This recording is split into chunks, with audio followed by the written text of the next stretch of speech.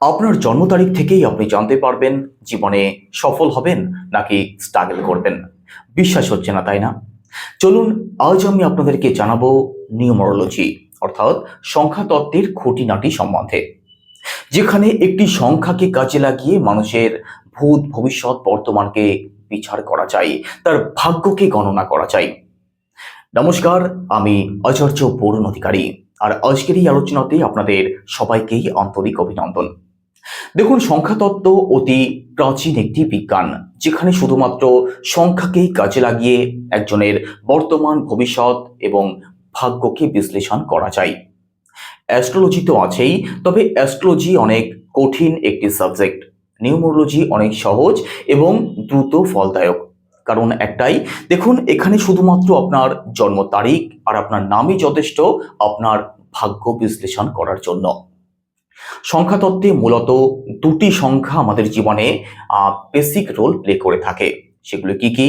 সেগুলি একটি হচ্ছে আপনার জন্ম তারিখ, আর একটি হচ্ছে আপনার সম্পূর্ণ ডেট অফ বার্থের যোগফল। আপনার যে জন্ম তারিখ, সেটার যে যোগফল, দেখুন, সেটা যদি সিঙ্গেল ডিজিট হয়ে থাকে, 1 থেকে 9 তারিখের মধ্যে আপনার জন্ম হয়ে থাকে, তাহলে সেটাই আপনার মূলাঙ্ক, অর্থাৎ সেটাই আপনার সাইকিক নাম্বার। আরেকটি হচ্ছে আপনার সম্পূর্ণ ডেট অফ বার্থ, অর্থাৎ আপনার ডেট, আপনার মান্থ আর আপনার ইয়ার, যে ইয়ারে আপনার জন্ম হয়েছে, সেটার সম্পূর্ণ যোগফল। এখান থেকে আসে আপনার ডেস্টিনি নাম্বার, আর এটাই আপনার ভাগ্য নির্ধারণ করে যে আপনার গন্তব্য কোন দিকে হওয়া উচিত। তো প্রথমটা থেকে বিশ্লেষণ করা হয় আপনি কেমন স্বভাবের, আপনার মধ্যে কোন কোন বৈশিষ্ট্য আছে, আর পরেরটা থেকে বিচার করা হয় যে কোন পথে গেলে আপনি জীবনে সফল হতে পারবেন, কোন কোন দিক থেকে আপনার বাধা বিপত্তি আসতে পারে, আপনার শুভ সংখ্যা কি, শুভ রং কি, সমস্ত কিছু এখান থেকেই বিচার করা হয়। অনেকে বুঝতে পারছেন না, তাদের জন্য চলুন একটু হাতে কলমে শিখে নেওয়া যাক আমাদের বেসিক নিউমোরোলজি সম্বন্ধে। তো প্রথমেই যেটা করতে হবে, একটি খাতা কলম নিন, আর সেখানে আপনার সম্পূর্ণ জন্ম তারিখ লিখে ফেলুন। তো এখানে আমি একটা ডেট অফ বার্থ নিয়েছি, 28/3/1992। তো প্রথমে যেটা করতে হবে, এটাকে সম্পূর্ণ যোগ করতে হবে। তার আগে এটা হচ্ছে একটা জন্মের ডেট, অর্থাৎ 28। এই 28 থেকে আমাদের আসবে সাইকিক নাম্বার, যেটাকে আমরা মূলাঙ্ক হিসাবে ধরে থাকি। তো দেখুন, এখানে 28কে যোগ করলে কত আসবে? 2 + 8 = 10।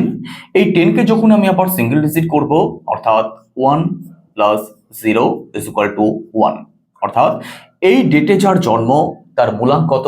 তার মূলাঙ্ক 1। আর শুধু 28ই নয়, যার জন্ম 1 তারিখে, 10 তারিখে কিংবা 19 তারিখে, তারাও কিন্তু এক মূলাঙ্কের জাতক কিংবা জাতিকা হয়ে থাকেন, কারণ এই সংখ্যাগুলোকেও সিঙ্গেল ডিজিট করলে একই আসে।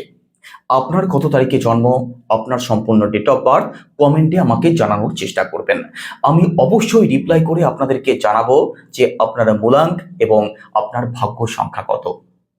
তো চলুন এবার দেখে নেওয়া যাক, এই ডেটে যার জন্ম, তার ভাগ্য সংখ্যা কত, তার ভাগ্য তাকে কোন দিকে নিয়ে যাবে। তো প্রথমত দেখুন, এই সম্পূর্ণ সংখ্যাগুলোকে আমাদেরকে যোগ করতে হবে। তো প্রথমত 2 + 8 + 3 + 1 + 9 + 9 + 2।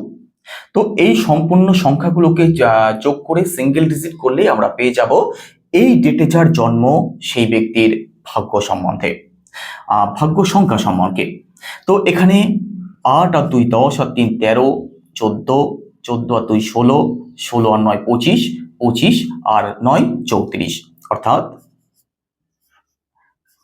3 + 4 = 7। এই ডেটে যার জন্ম, তার ভাগ্য সংখ্যা 7, আর তার মূলাঙ্ক অর্থাৎ সাইকিক নাম্বার কত? 1।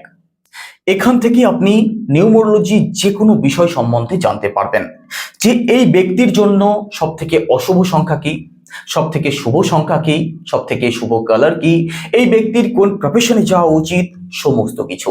তবে একটি ভিডিওতেই আমি সমস্ত কিছু আলোচনা করব না, তাহলে ভিডিওটি অনেক বড় হয়ে যাবে।